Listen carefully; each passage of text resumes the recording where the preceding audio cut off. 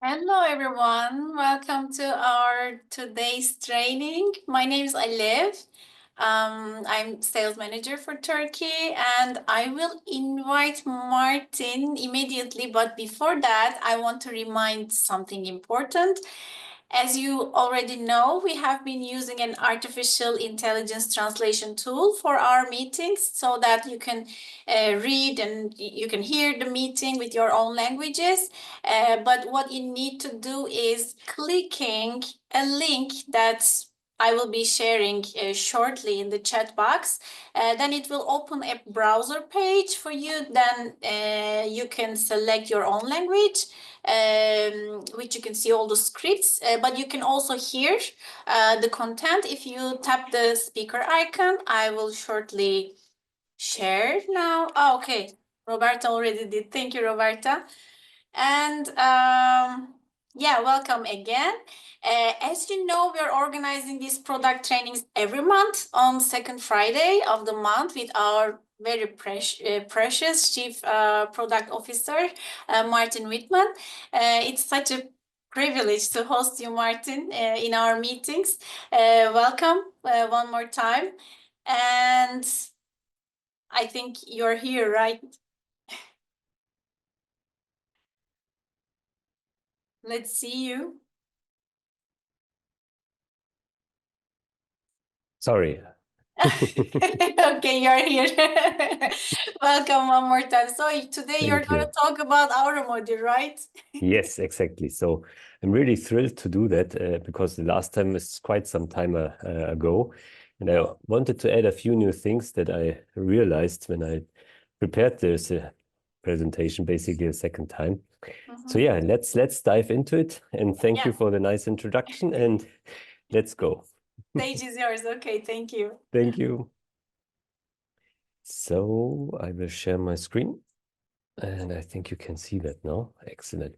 So small notice, and here we go. So what we are now covering, and I hope I can deliver a very deep training for all of you, is the aura analysis. And of course, it's part of the Healy Advisor Analyze app, and it's an information field analysis tool, which actually focuses on, the 7 energy centers that everyone has, and everyone I think needs to, let's say, get aware of and should also use in a positive way.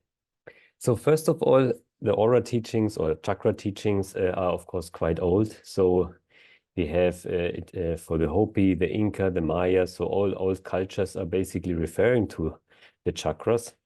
And this is of course thousands of years in the meantime. And they are basically seen as mediators between the physical and the eternal body, so the aura. Of course, in many Asian teachings and religions, those, let's say, chakra teachings are also related to their religions, or to religions like Buddhism, Hinduism, and of course the Indian culture in itself. So I think we also find it, of course, in techniques like yoga, Tai Chi, Ayurveda, TCM, and spiritual healing. So they all use them somehow, integrate them somehow, and refer to them somehow. And now let's see why they do that. So first of all, because you cover 7 different topics.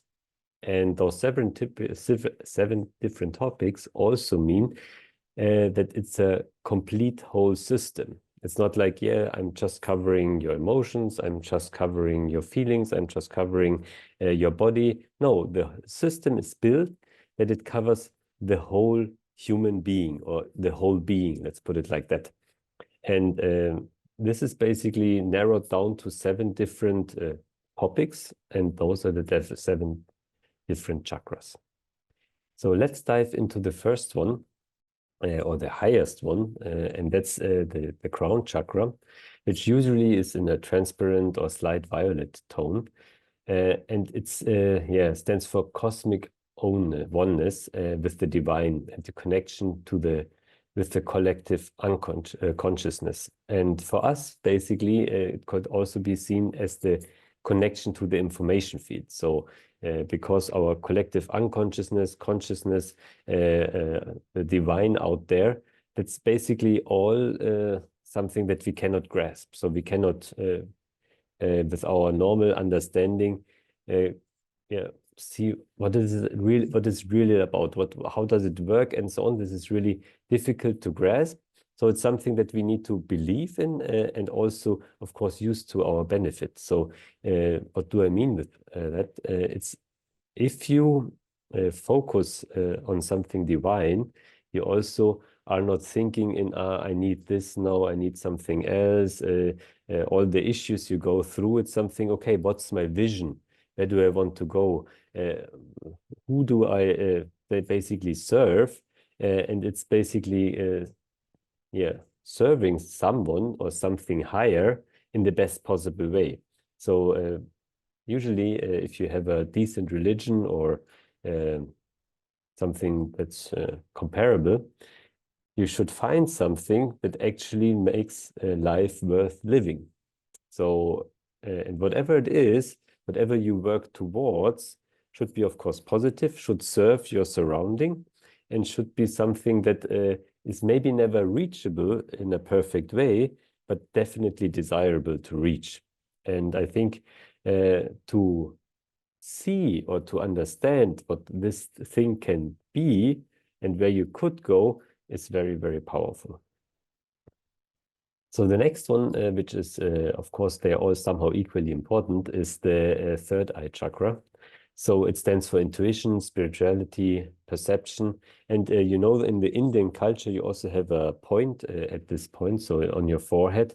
And it's basically the thing that you cannot describe, which helps you to be actually guided in the right way. So your intuition, and also you can relate it to the information field. It's basically accessing the information field through your guts. That's how you could put it. And that's something very important, because this access to the information field, or to your unconsciousness, or to the collective unconsciousness, is very, very powerful, because you get information out of a system that's much broader than what your normal mind can grasp. So you get something that actually goes beyond what you could think of. And that's, if you basically learn to access this, this is, of course, helping you through life and helping you through the biggest struggles. The next one is the throat chakra. And throat chakra, as you can imagine, is communication and the ability to express oneself. And I think in our times, this is one of the most important things. And it gets even more important, I think, in our times than it ever was before, because the communication between you and your partner, between you and your colleagues, between you and the rest of the world, is something that got so complex and so, let's say, negatively influenced by media, by industries, and so on. Everyone wants to tell you what to think, what you need to do, and so on. Everyone wants to manipulate you because of money reasons most of the time, and how to overcome this. So you really need to be conscious what is communicated to you and how you communicate to someone. And we will also touch this later a little. Very important is that you, as an adult, usually get out of the, okay, I do it like my mother did, or I do it like my father did. Because you need to reflect whatever you learned as a child or baby from your parents. So what you copied actually helps you in your current life. And that's something quite difficult. And it shows in the relationship to your partner, and of course to everyone else, but in the relationship to your partner, you can actually learn how to overcome those things, because there will be conflicts, and those conflicts usually relate back to something that you learned in the wrong way, and you can, through communication, also help yourselves. So you help your partner to understand, to reflect, because you cannot change your partner, but you can help your partner to reflect on whatever you think is not really positive. The heart chakra, one of my favorites also, it's like drive, willpower, passion, but also courage and foremost respectful actions. Because I think that's what many people forget, that you need to respect yourself. And that's also what most people don't understand and don't do. To respect yourself means to take care of yourself. So you eat properly, you do proper exercises outside. You, of course, then respect your partner and all the beings out there. And people with a big heart, they usually said, okay, they take care of people and so on. But most of them really have respect for everyone else. And that's, I think, very, very powerful. The solar plexus chakra also quite interesting, because it's letting go. And letting go is something that most people are not, or some people are really struggling with.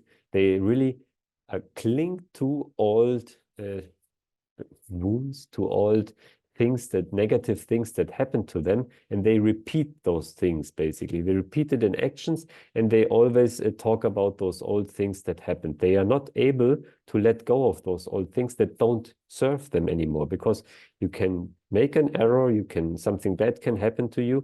You need to see what you learn from those things, and then you can go on. If you still keep on repeating negative things, you fill your information field with negative things, and it basically reflects back to you. So it's a never-ending circle. So yeah, learn to let go if you're not familiar with this concept. Then the sacral chakra, of course, it stands for love of life, joy, and humor. And that's something that sometimes gets lost. So real humor. And I don't talk especially about sarcasm, because sarcasm is just a way to protect yourself, to go through painful times.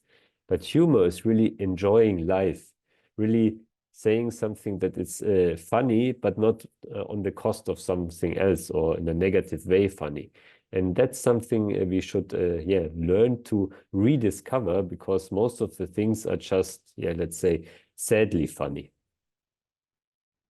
Then the root chakra, of course, family spirit. And I always basically connect the root chakra to your roots in the earth. So basically that you are, let's say, very calm, focused, that you are in balance in yourself, the inner peace, basically.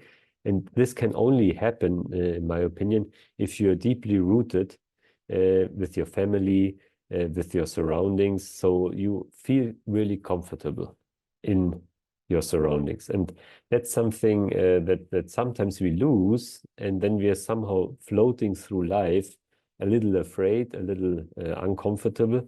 So try to really see, where do I belong, and where do I really draw my strength from. So let's go to the aura module finally. So it's basically a simple and quick visual way to analyze and harmonize the information field, basically. So you can do it for yourself, for others, which is quite interesting if you do it in a coaching session, basically. And it can be definitely a key to inner and outer balance, because if you understand what's basically blocking you, you can actually get back in balance again. And of course, what we do is we analyze the energy of the 7 chakras in the information field. So it's not no recording, no measurement. It's an analysis of the energy in the information field. That's very important to understand. And of course, we use the positive information patterns first and foremost to understand and reflect for ourselves, and also, which I will cover in this training, to do something with this information in a positive way, and of course to harmonize the information field. So just send this information in the information field as a positive impulse that actually brings you forward. So you also have, of course, a visual representation to make it easier to see, okay, where are there patterns, where is low energy, where is high energy. And of course, yeah, the bigger and the stronger the color is that you see, the better the energy of the chakra is. Yeah, and if you, of course, did an analysis and see, okay, how's the energy distribution, then you see, okay, I do a deeper analysis. So you analyze 2 or 3 chakras deeper and see what lies behind those, let's say, energy deficiencies. So what can I do to overcome this low energy, to get those chakras up in energy again? So what is basically blocking me from living a fulfilled and happy and energized life? And that's, I think, one of the most important things, the database is behind. I mean, it's always with information field databases, it's always the gold or the asset or the big important thing is the content of the database. And the more powerful a database, the more powerful the content, the more powerful or the more, let's say, experienced the creator is, the better the results are and the better the results for yourself in an outcome are also. So how did this database come to place? So I don't know if you're familiar with Sabine Weber. So she's one of, or she was, fortunately, she died some years ago. I mean, she was also not the youngest anymore, but yeah. And what she taught me is that, yeah, you really need to see exactly how you formulate every single entry in such a database in a way that it's positive, that it's unipolar, and it actually has the best effect.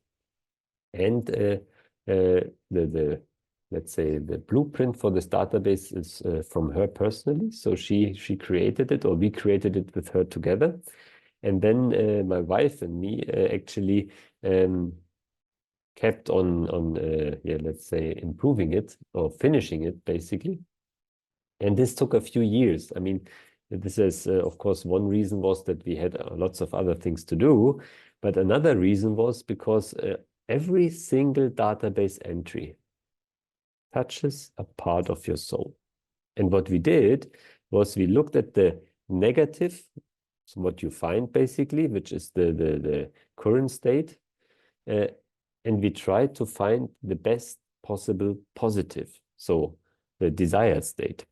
And since it touches every part of your soul somehow, and we try to agree on a positive desired state, it was quite, yeah, let's say, difficult to agree because, I mean, usually partners are completely opposite.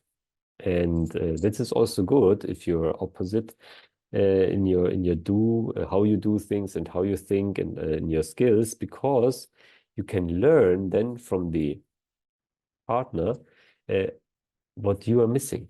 It's not about that the partner basically completes you. I mean, it's nice in the first few years, maybe it's about, yeah, okay, we are complete, we are good synergizing, we are getting things done together, which makes sense. But then it's not about, okay, if I can do it, my partner can do it. No, it's about, okay, my partner can do it better than I can. Okay, what can I learn? Or what is basically blocking me to be as good as my partner in doing that? And that's what we can learn to self-sustain ourselves and be independent.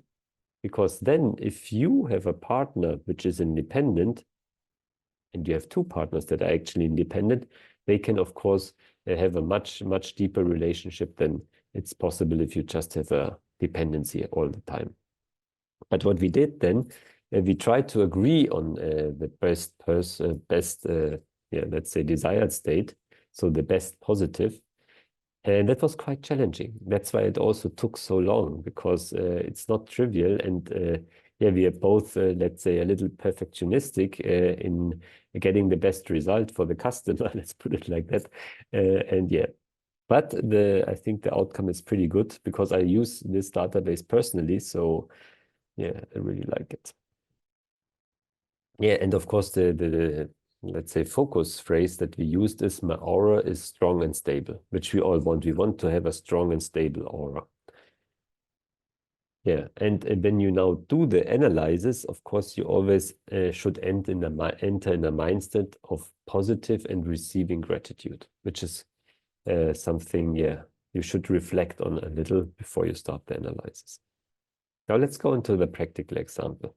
So I did an analysis here, and this is basically the outcome. And here we have the result. And the result is the person has experienced extortion and control through motherly love. I mean, I did the analysis for myself, so I know what it is about. In my case, it was that my mother was very strict. So she was very strict. And the negative, of course, of being very strict is that you, as a, let's say, child that cannot judge or do something on your own, you cannot basically decide on your own or live on your own, so you're 100% dependent on your mother, then you actually see that, okay, when you're older and are in a working environment and so on, you really need to be careful not to always long for the love of whoever is your supervisor. Because you try to be better, you try to do and do and do and do, and you're just working, working, working. And you actually never get somewhere because it's not about the love of your supervisor. It's not about the love of your mother. It's all about unconditional love. And that's one of the most important or takeaways of this training. So really, if you have children, try to be someone that really gives them unconditional love. And if you didn't receive it yourself, we come to this later, then we go in a little exercise to see if we can, yeah, get out of this cycle of trying to get love on the outside. And yeah, let's dive into that. So first of all, you read this. So you read the present state, you read the desired state. But if you read the present state, you should actually try to reflect very, very, very thoroughly on that and see, okay, what feeling comes up when you read that? Is it something that hits you? Is it something that I don't care? Or is it something, yeah, I don't like it?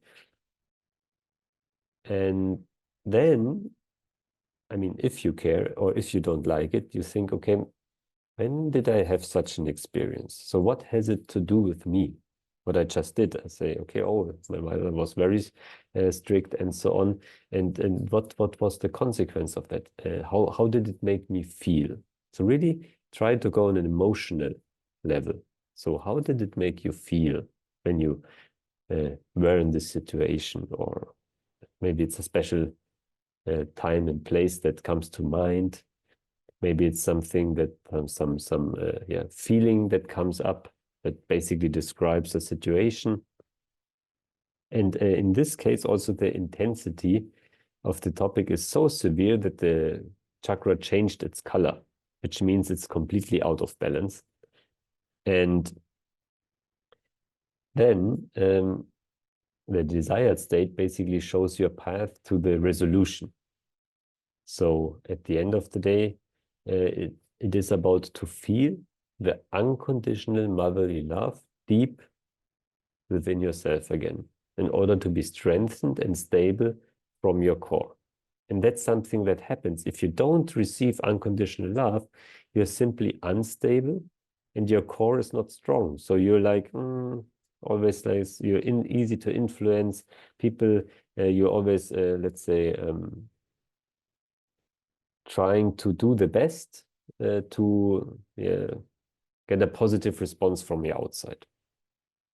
Now, what you can do when you found this, let's say, issue, and you think about such a event that is related to it. So you can close your eyes, really close your eyes, and go back to the place and time where something like that happened. Maybe your mother was rude to you. Maybe you were pressured, maybe there was a conflict, you were afraid. And that's usually what happens. If you don't get unconditional love, you're afraid. And as a child, you're usually afraid of death. Because if your mother leaves you, you're usually helpless. And so go back, close your eyes, go back to this situation. But now you don't go back there as a child, so you don't go into the child role. You go back there as a master, as the master of yourself. You're an adult now. You can do whatever you want. You can change whatever you want. And that's also an important takeaway from this training. Don't let anyone tell you you cannot do something, because that's simply wrong. If you focus yourself on something that you really, really want, then you can achieve it.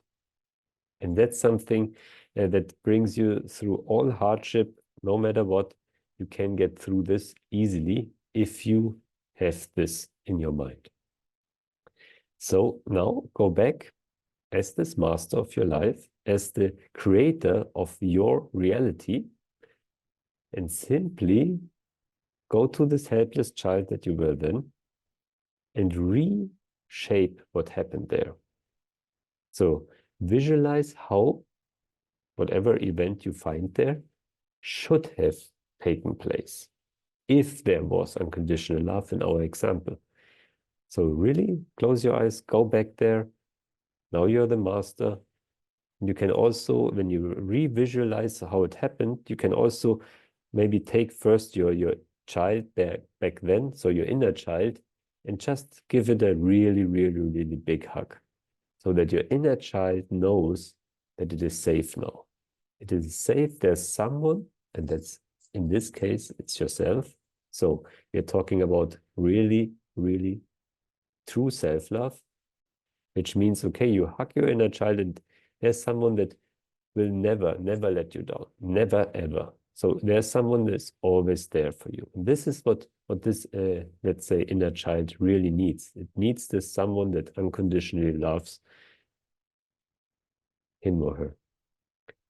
And then when you rewrite this whole thing, imagine how would be the perfect way how it went down.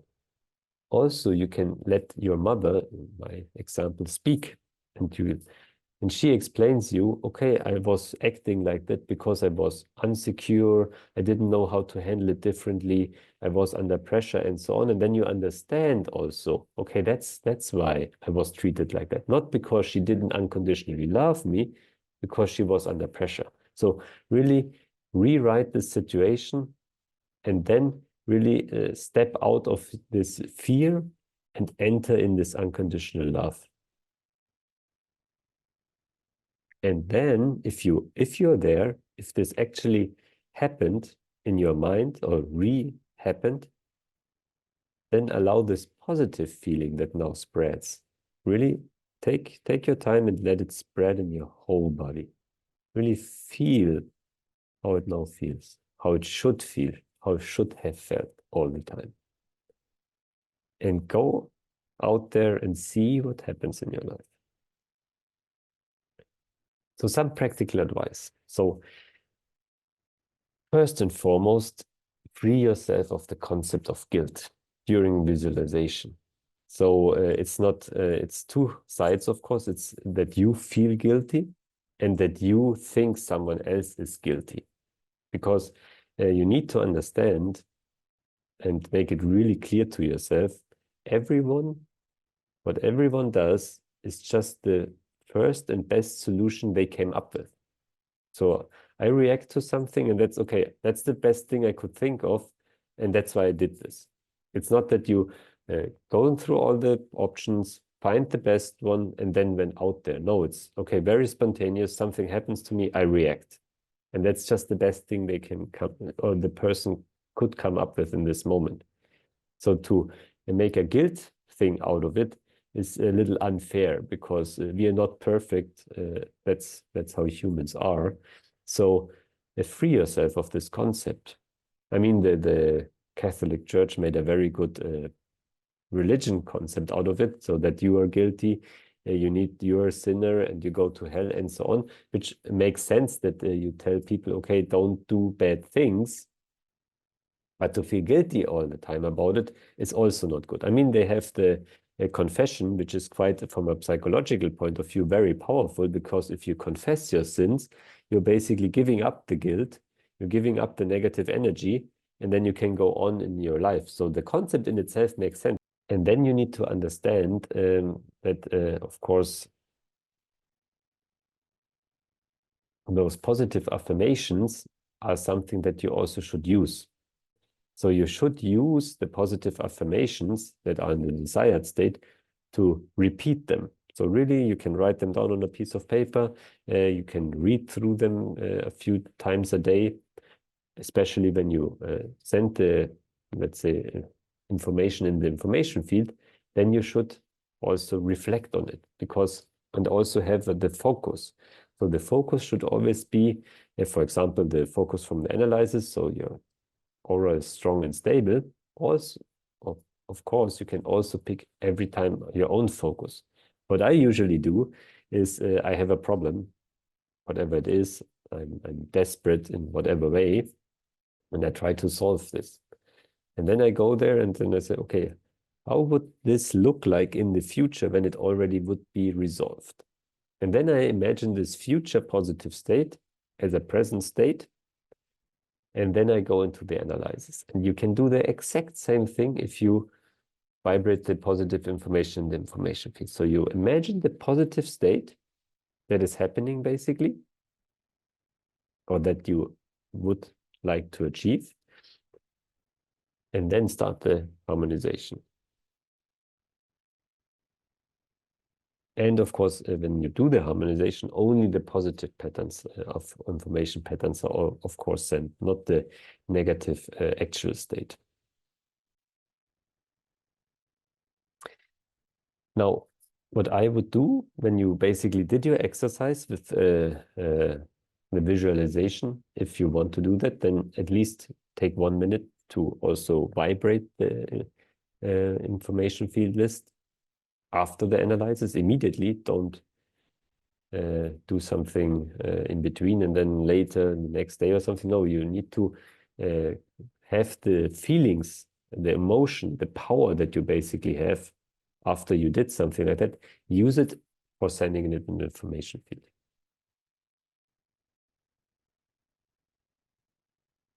Yeah, and now there comes a little advice of Sabine Weber, who also helped me to create this database. And it's very powerful, actually. So I wanted to share it with everyone. So if you're in a shitty place, let's put it like that, or in a negative situation, then bless everything that happened. You know what I mean? Bless everything that happened that led to this negative situation. Just bless it. And then put yourself mentally and emotionally above those events. That's something you need to get used to, of course. But if you tried it a few times, you get the hang of it. Let's put it like that. So really, mentally and emotionally, put yourself above those events, and then be grateful. Be grateful what you have experienced, because it's just a temporary thing that happened in your past. So it's anyway over. So you can as well be grateful what happened, because it made you to the wonderful person that you are today. And that is something, if you realize that everything, every error that you did, every negative thing that happened just led to this moment, to this person that is wonderful, because everyone is wonderful, then you understand it's not something you need to hold on to. It's just something that, yeah, brought you where you are now. And of course, for more entries, so you can do the same that I said for every entry.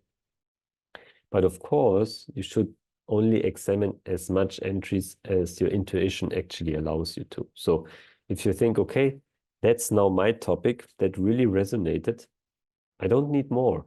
It's not about quantity, it's always about quality. So is it really something that will change something if I do another one, like the good schoolboy or good schoolgirl? Or is it more about, okay, that's something that actually changed something, and that's all I need now? Then you stick with one entry.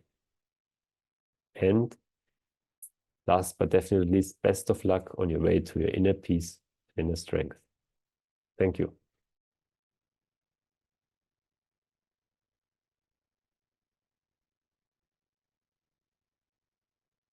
So are we okay for today's meeting? Yeah, chat is now on fire. Thank you, Martin. I think only feedback.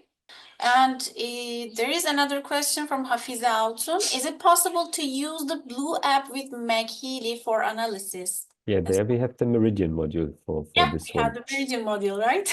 Yes, which is actually also the same system. So it's a complete system. It addresses basically all kinds of organs, all kinds of, let's say, different topics that are emotionally, physically, and mentally. So yeah, it's another complete system. It's just, let's say, a different approach. Yeah, and we have for months, I think, I don't know, maybe for 6 months, we have some promotions for the Mekili Professional with the free Meridian module. So if you haven't purchased yet, I strongly recommend, personally strongly recommend to use Meridian module because it's perfect and also the interface is really pleasant to see the analysis. Yeah. Okay, and is there anything else? Can you use Meridian module with Healy? But Meridian module is just for It's Healy, just as far as McKinley. I know. Yeah, Meridian programs are existing in normal Healy, but module is just for Healy. Okay. What is the best duration to vibrate for the best results? I mean, that's very individual. So Yeah. you need to see the more, let's say, physical something is, the longer you usually vibrate, and the more, yeah, let's say, not physical something is, the shorter the duration. And then it's more times. So if you do shorter duration, then you do it a few times more a day. But I think trust your intuition. Usually you, yeah, let's say, feel when it actually is not needed so much anymore. And if you have a client which you're working with, then get the feedback. Get the feedback and see, okay, how do they feel? How do they experience? How do they evolve in their let's say, life? And then, yeah, that needs to be adapted at least, I think, once a week or maybe also a few days. And Okay, thank you, Martin. There's this super good question. When we work on the aura module, we actually touch the meridian points with frequency, right? Like a digital acupuncture. I mean, it works in a different way, I would say. I mean, if you have the meridian model, you really go into the meridian, let's say, lines, and then you go in the acupuncture points. If you work with the aura module, you need to, let's say, broaden your focus a little and understand that, of course, the aura is also reflecting the same as the meridian, your whole system. So what you do is you address a certain part of your system. So if you analyze something in the crown chakra, then you address all the things that are related to the crown chakra. And if you analyze something in the heart meridian with the meridian module, then you analyze everything that's connected to that.